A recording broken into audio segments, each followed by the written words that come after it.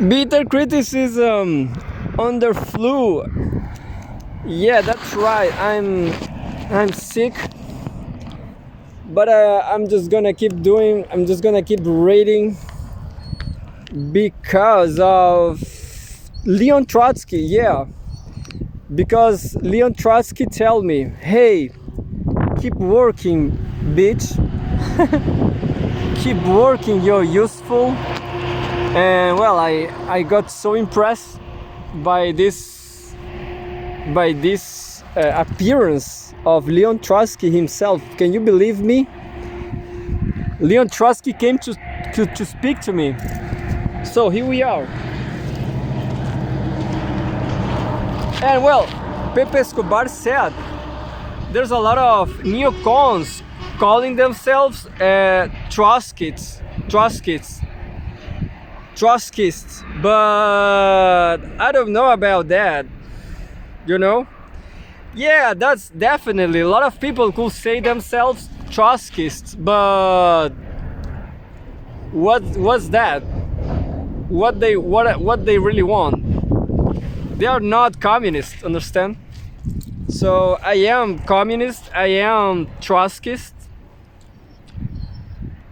That's it. That's what I am. I guess, and there's a lot of people in the US too, in social media, on Facebook. I was talking about Trotskyism. They are not actually my well, I have some contacts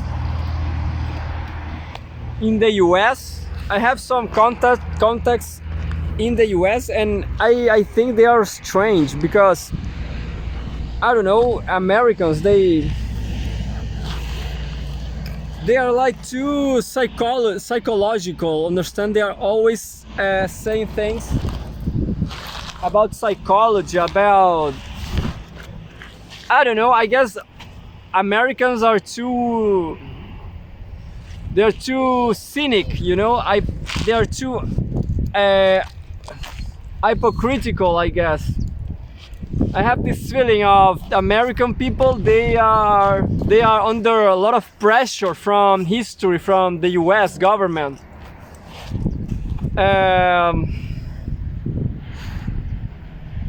So they cannot speak openly about misery, about problems, understand? But anyway, so right here we are just speaking English for a wider audience, to Timur Fomenko, for example, in Russia. Yeah, that's what we have here. May 8th. This is from yesterday, I guess. Oh no, this very day. Today is May 8th.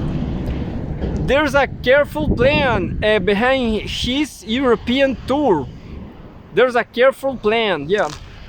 I guess the plan is to take Europe from the United States, but from Russia too, and then in the future be friends with Russia. Everybody will be Russia friends, I guess, you know, but I'm not sure, but I hope that happens.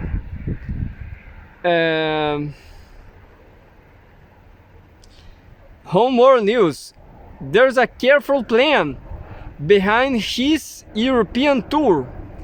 China wants to preserve and strengthen its foothold in and around the EU, and is investing diplomatic effort where it is worth it.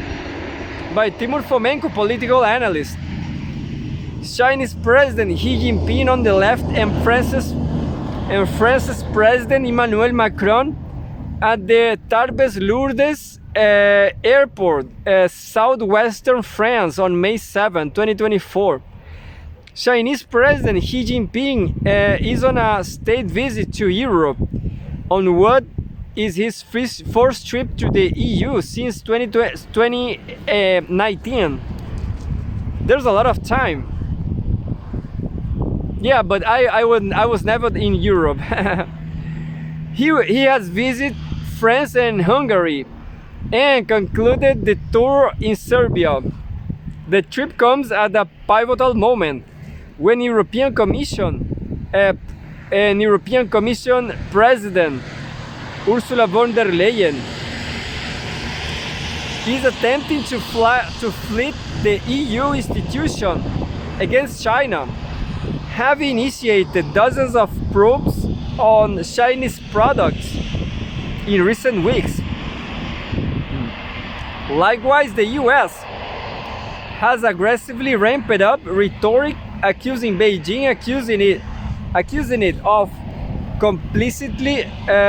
complicity in the Ukraine conflict, designed of course to undermine his credibility on his trip. Despite von der Leyen's battling pro-US bias, it is quite obvious that the loyalty of EU nations has become the subject of a battle between Washington and Beijing for influence in the emerging geopolitical struggle. Although, of course, the EU is in theory aligned with the US.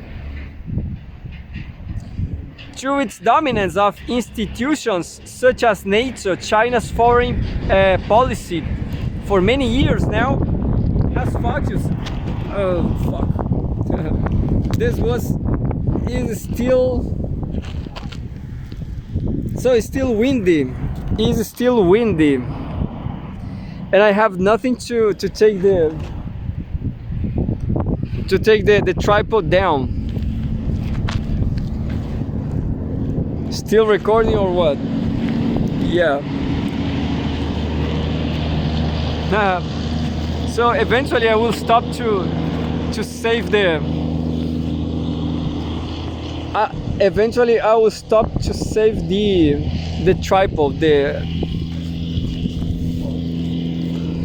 Anyway, through its dominance of institutions such as NATO, China's foreign policy for many years now has focused on attempting to exert all influence to prevent the EU from fully aligning itself with Washington's goal of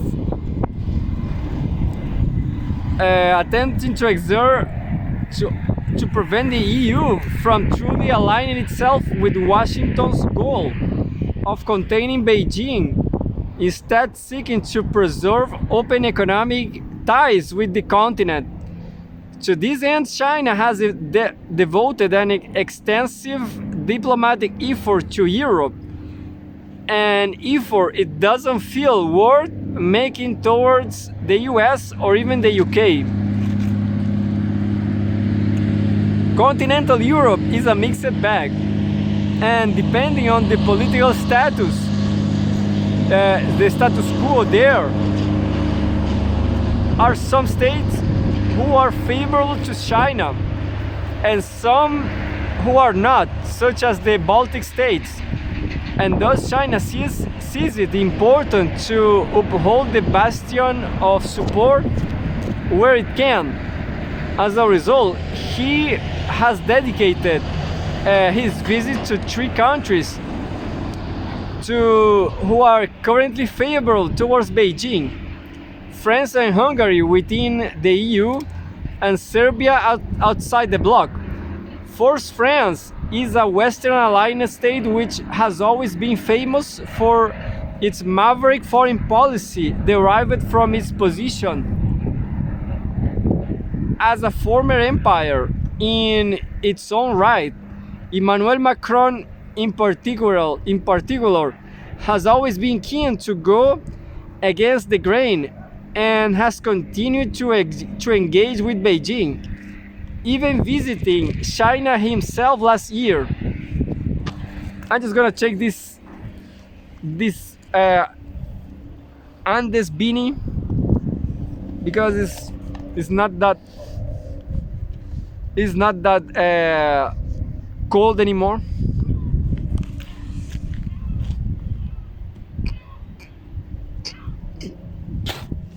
Um, Traditionally, the most enthusiastic large EU country towards China, is in fact Germany, and that is still visible. For example, in Chancellor Olaf Scholz's visit to Beijing several weeks ago. However, German politics has become a domestic tug of war over China, as the foreign ministry is become a domestic is controlled by the neoconservative Green Annalena Baerbock,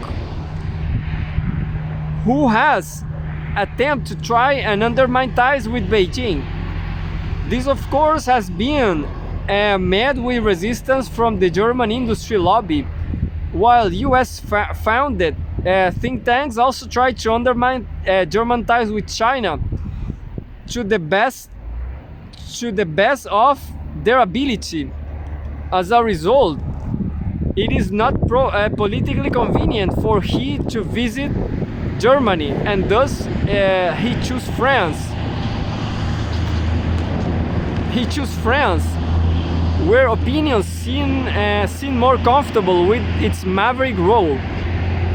His second destination, Hungary, under Viktor Orban, has carved out a niche as being the most pro-Beijing state in the whole EU. Orban has an even more maverick foreign policy, which also seeks healthy ties with Russia. However, its small size means it cannot steer the entire bloc's agenda. Despite this, Budapest is a very important partner for Beijing because it serves as a gateway for Chinese investment and other projects to amplify themselves on the continent when doors are being shut elsewhere, such as building an overseas campus for Fudan University or a Chinese electric car factory, which is critically important if the Commission is wielding the threats of tariffs.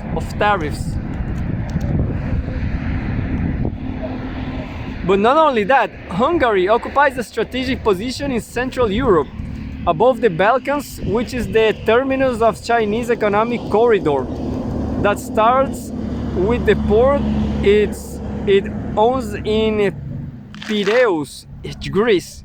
And between Greece and Hungary lies Serbia. Although Serbia is not part of the EU, it is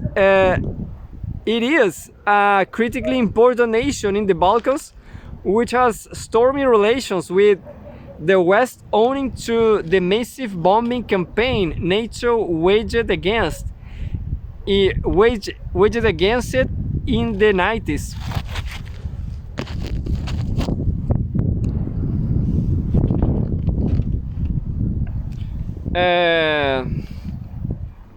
It is a nation which dislikes the West, but has no power to directly resist as it faces pressure to integrate into the EU and a sovereignty issue over Kosovo. As a result, Serbia's well-being dependent on its ability to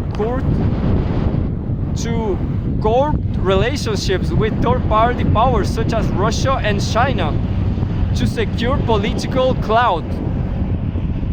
A lot of wind now. For China, Serbia thus becomes another focus point or safe haven to project influence into Europe. Since the Ukraine conflict began, China has taken the subtle position of opposing the expansion of US-led Western institutions, recognizing them as a tool of hegemony that will be used against it.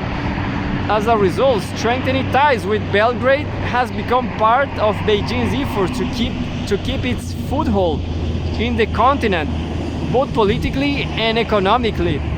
It has created as a commercial passage, utilizing its role as part of the Balkan corridor. Hence, he is reportedly going to try and upgrade relations with Serbia. After all, it is a place where China can invest and thus sell to Europe without the EU and NATO interference. It is also hoped Serbia will join BRICS eventually. Thus, while his visit to France, one of the EU's leading states, is to ensure the blocs does not unite against Beijing, his visit to Serbia and Hungary is strategic by design in using them as projection points in ensuring China's commercial ties with Europe can be upheld amidst resistance by powerful individuals such as Ursula von der Leyen. The statements, views and opinions expressed in this column are solely those of the author and do not necessarily represent those of Russia Today. I can see nothing polemic here. There's nothing trick here. It's nothing. It's all fine. I don't know why Russia Today have to. Well, this article was just facts. It was not polemic, so it's a regular article from our best analyst, I guess. May 8, Russia confirms attack on Ukrainian energy sector. Just the headline. The barrage was retaliation for Kiev's continued attempts to damage Russian infrastructure, the defense ministry has said. So go Russia, I guess. May 8, Home Business News. Drowning in debt, the paralysis at the heart of the US fiscal crisis. That's interesting, yeah. Washington is doing nothing about its deteriorating finances because there's nothing it can do without risking major upheaval.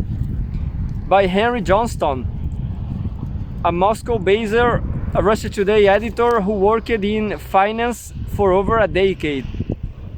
It can appear puzzling why at certain times in history a government facing a looming crisis simply does not address it. The problems accumulate in plain view while little is done to actually solve them. The human imagination being what it is, this inaction is inevitably attributed to some wind over here, some mix of corruption, malfeasance and incompetence, and certainly the road to any system level crisis is strewn with missteps and short-sighted policies. But there comes a point when the horizon of possibility has closed and there is simply nothing a government can do without unleashing forces that could easily overwhelm it. In the strange and torpid final years of Tsarist rule in Russia, the unfolding crisis that will eventually result in the Russian Revolution seemed immobilized in a state of suspension as the country's major actors recoiled from taking device actions for fear of detonating a very cataclysm they had sought to avoid. Much has been made of the weakness and indecision of Nicholas II, but by those faithful last years, the anachronistic Romanov dynasty was collapsing, and little could be done to stop it. Although the circumstances and specific crises bear little in common, a similar paralysis seems to have infected the US government as it confronts several intractable problems. A glaring example of this is that Ukraine's impending defeat at the hands of a superior Russian military has put Washington in an impossible situation. It has proven incapable of delivering. Lot of wind, and I missed this tripod. This has a key over here, but I just missed it, so I cannot fix I cannot keep the camera in this angle because of I lose a key. I lose anyway, lot of wind in autumn.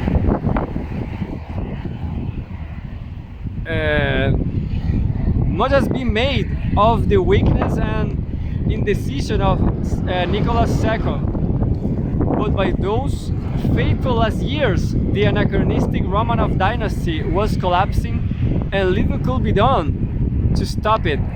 Although the circumstance and a specific crisis bear little in common, a similar paralysis seems to have infected the US government as it confronts several intractable problems.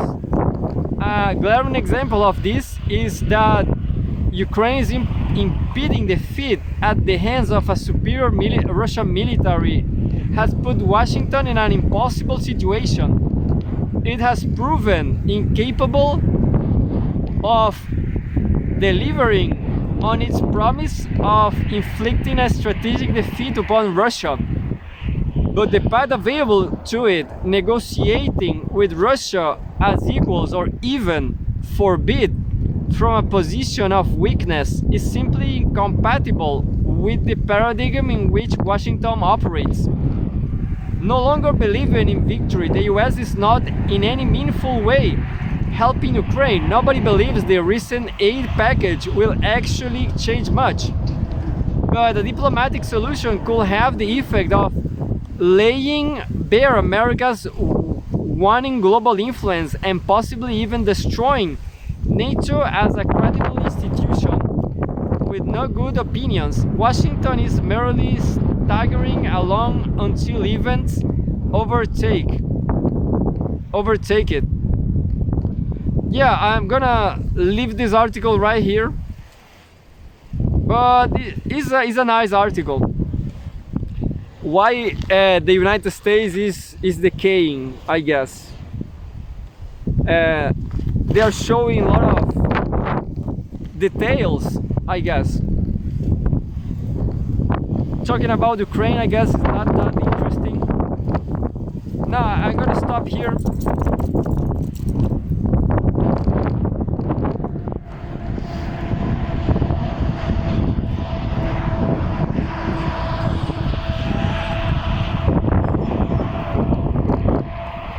Anyway, it's about the decline of America.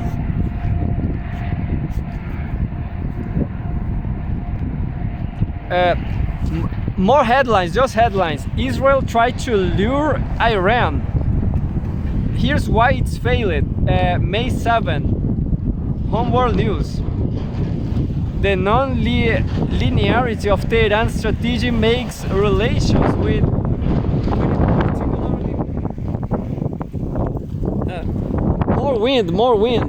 more wind in autumn. Windy autumn. The wind is terrible today. I don't know what to do. Either I keep reading or not. I'm gonna show you dogs. Yeah, let's show the dogs, I guess. No, I cannot show the dogs. Are you seeing the dogs over there?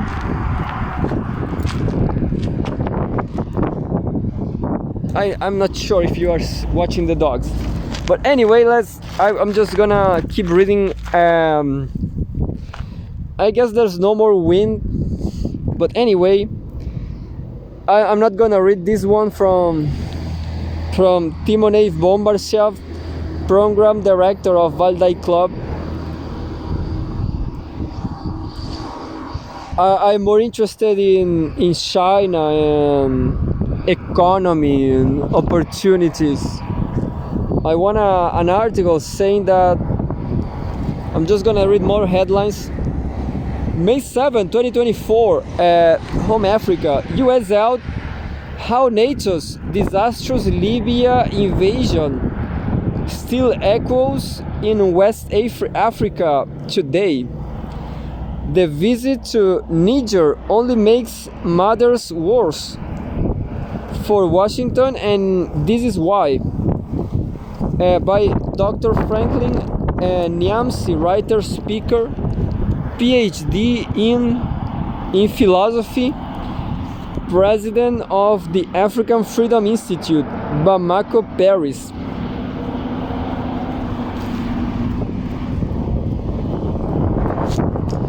The wind is so hard today. I have to hug the camera. I'm hugging the camera. May 8th, Zuckerberg considered by Associated Press Media. Home Business News, May 8th. But you know, Zuckerberg is a CIA guy, you know. So the CIA is trying to buy more media, I guess. The aim will have been to use the agency as a direct news source for Facebook. Business Insider has claimed. This is interesting, yeah. Facebook CEO Mark Zuckerberg considered acquiring or founding major news outlet, the Associated Press, after the social media giant faced accusations of influencing the 2016 US presidential election. Business Insider reported on Tuesday, citing sources. Now known as Meta, the company's role in the election in which Donald Trump was voted into power faced intense scrutiny from Washington amid claims that the platform helped spread fake news.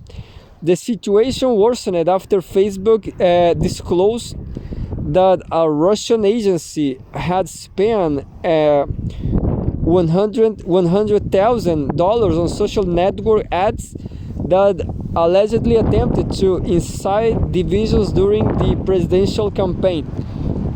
I can remember this was Cambridge Analytica, I guess. Yeah, this is important, but people just remember this kind of things during elections. And I will read more 2 paragraphs, I guess. Moscow has denied any involvement, while Facebook's vice president for advertising, Rob Goldman, later revealed that the Russian spending had in fact come after the election. Zuckerberg, however, was still forced to make vast amendments to Facebook services and privacy policies, and even officially apologizes for his handling of the platform at the US Congress in 2018. I guess it's all lie. I guess the deep state is backing Mark Zuckerberg. According to Business Insider, the CEO had the idea of acquiring a news outlet around the same time. Sources said Zuckerberg had planned to use it as a reliable source of information to create high-quality news posts and tackle controversy over the platform's content. The billionaire reportedly discussed the idea extensively with Facebook. While Zuckerberg is said to have considered several media outlets for acquisition, he eventually focused on the Associated Press, AP, a major international news agency based in New York. The AP is a news cooperative which made an outright acquisition difficult, sources claimed. Instead, Zuckerberg reportedly focused on the potential permanent subsidiation of the agency. According to the report, the tech boss was set on acquiring the AP and even involved Facebook's mergers and acquisitions team in his plans. He ultimately dropped the idea, however, supposedly fearing even more regulatory scrutiny over the move. Later, Zuckerberg reportedly mooted the idea of launching Facebook's own news organization to produce original content and considered luring top journalists from other outlets with financial incentives.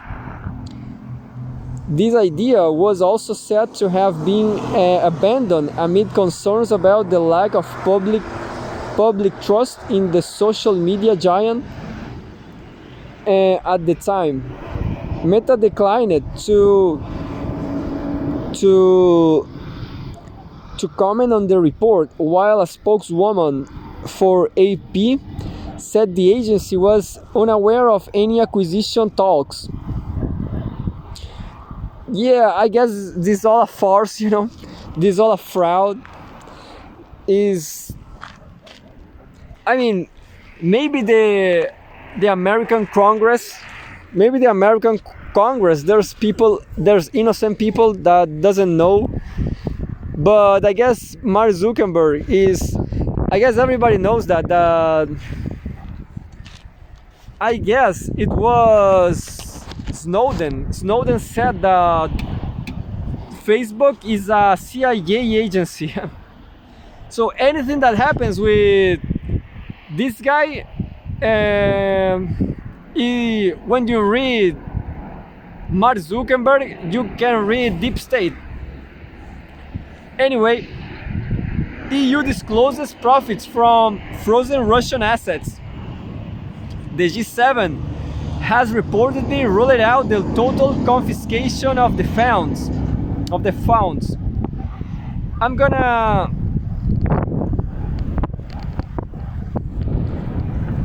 the EU clearinghouse Euroclear accrued 1.6 billion euros, which is $1.7 billion in interest from frozen Russian assets in just 3 months of this year. Its CEO Valerie Urbine has revealed. She warned, however, that tapping the funds will have a severe impact on global financial markets. The EU is expected to make a decision granting Kiev 2.3 billion euros in revenue regarded by the Russian assets in the coming weeks, Urbane said in an interview with the Belgian news outlet L'Echo. Brussels previously suggested seizing the profits to buy weapons for Ukraine rather than using the funds to reconstruction, as has been initially planned. Euroclear, a key intermediary on EU financial markets, has over 200. They win again and again. Anyway, so this is a news that from economics again. I'm not an expert, but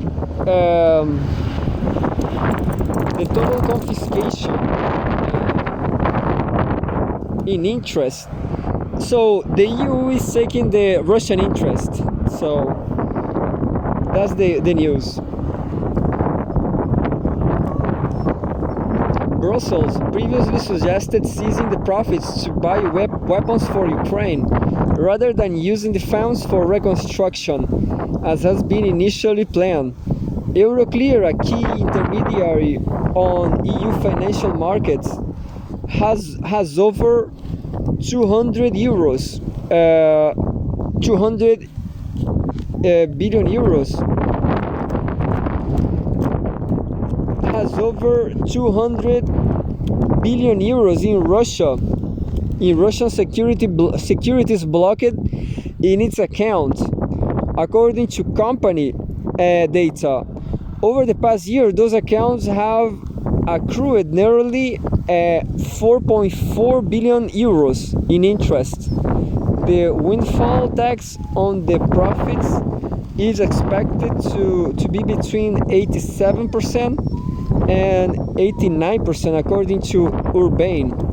The seizure of the interest income will raise a question of legal certainty and have a very negative impact not only on Euroclear but on financial markets worldwide, she warned.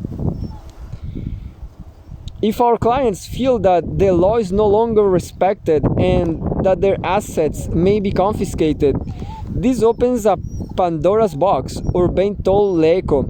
This could lead large international investors to turn away from Europe. Definitely, I guess.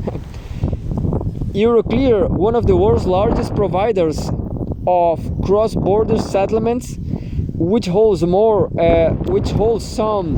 37 trillion euros in assets, has long opposed Brussels' plans to tap frozen Russian funds, and its shareholders support that position. Urbane noted.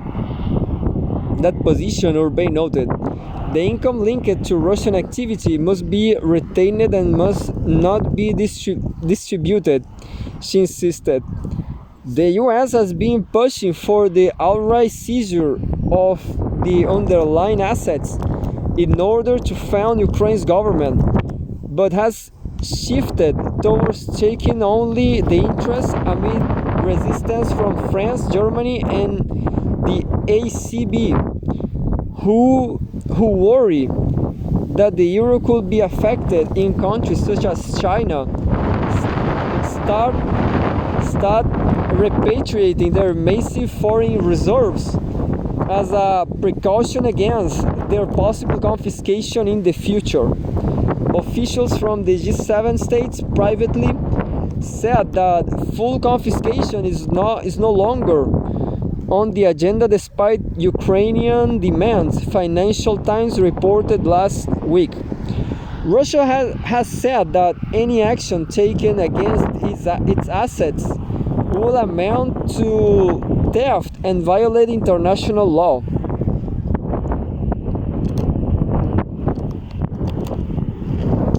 Well, I guess today I'm not going to do my yoga because the camera is not safe from the wind, the autumn wind, and I'm not sure if you are what I'm filming here. Is Mursi over there? Yeah, Mursi. I'm gonna jump to Pepe Escobar I'm missing a lot of news. You cannot imagine how many news I never read. News from CGTN, news from Al Jazeera. I'm gonna try some from Al Jazeera too.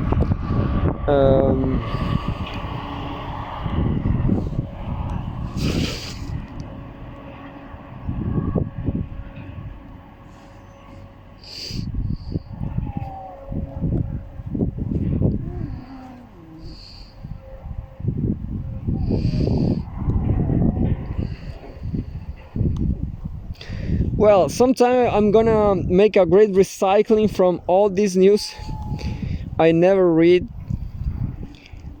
but this time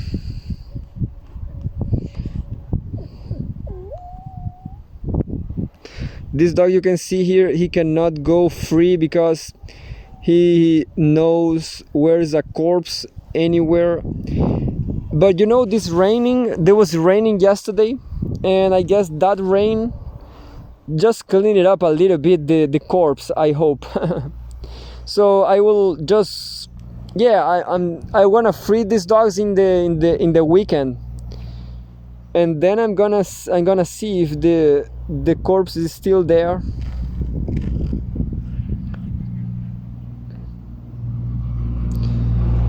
And well, this is from, I guess I started reading this news last time. The Russian Iran China search for a new global security order.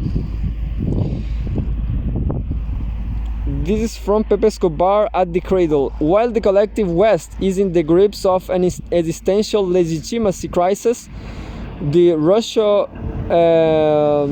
Iran, China is devising its own security order to protect the rest of the world from the genocidals. By Pepe Escobar at the cradle. I was listening this guy, I don't remember who, but he's a famous columnist. He's a famous author. I guess he's the author of When China Rules the World. I'm not sure. But he says he loves China because they are realistic. I don't remember the name of the guy. He was speaking, he was saying that the United States is tough. And anyway, and Chinese people, they love to know details like that.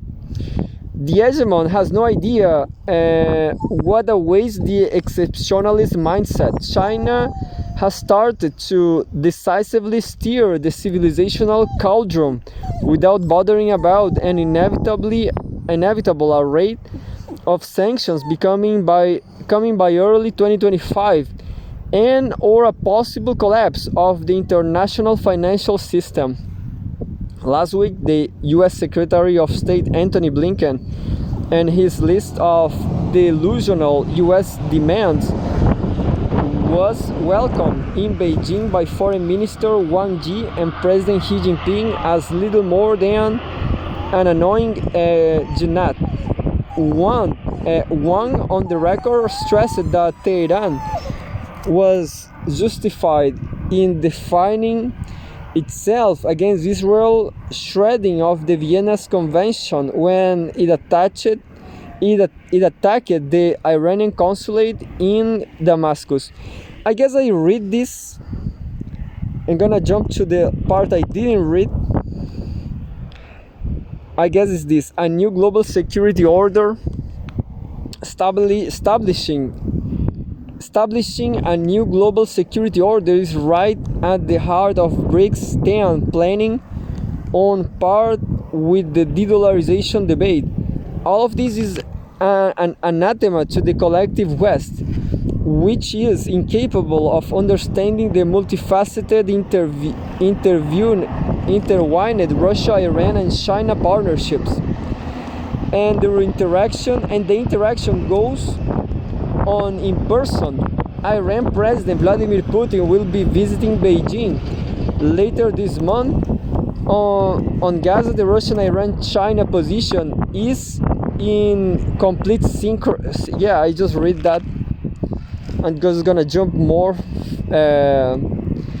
As one Chinese scholar with unique aplomb remarks, this time the barbarians are facing 5,000-year continuing written civilization, armed with Sun Tzu art of war. Mao thought his dual circulation strategy, Belt and Road BRICS, RMB digitalization, Russia and China unlimited, the world's most powerful manufacturing industry, tech supremacy, economic powerhouse, and the backing of the Global South. I'm not sure about Global South traders. All that against the polarized hegemon in turmoil, with its genocidal aircraft carrier in West Asia totally spinning out of control. US threats of a clear choice between ending several key strands of the Russia-China strategic partnership or facing a sanction tsunami don't cut in Beijing. The same applies to Washington's wishful attempts that preventing BRICS members from ditching the US dollars.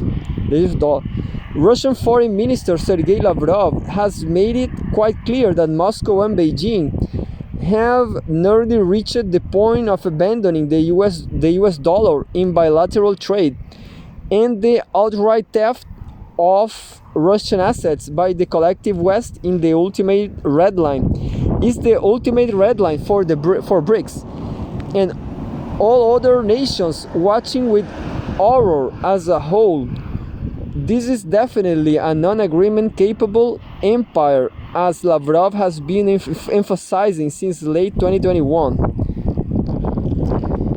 I guess it's time for, I'm just gonna run.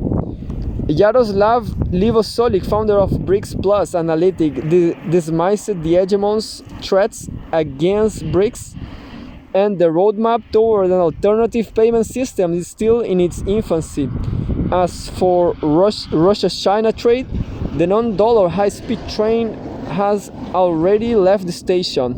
Yet the key question remains: how will Russia, Iran, China, RIC as BRICS leaders, SCO members, and simultaneously top 3 existential threats to the hegemon be able to start implementing a new global security architecture without staring down the genocidals? And that's it for now. A lot of news I didn't read. I'm just gonna free Tommy again because this is the second. I just recorded the Bundas commodities in Portuguese. Look, the tripod finally is dead. Let's hope the Akitas are not coming yet. It's been a long time since the Akitas are not coming. The last time, as I said before in Portuguese, there was the Akitas, a couple of Akitas. They are tied by a rope. They are tied. They're together. But that time we are going up. We are going back home, and they were coming down.